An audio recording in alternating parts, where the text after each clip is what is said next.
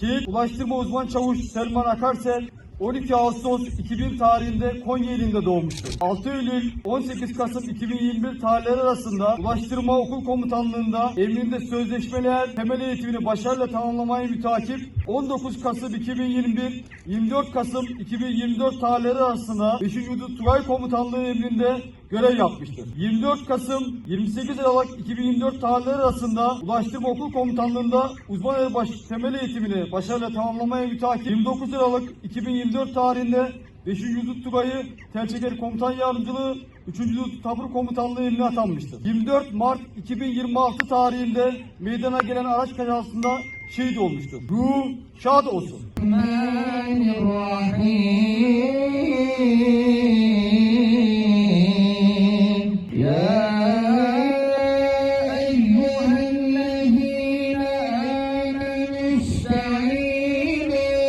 بالصبر والصلاة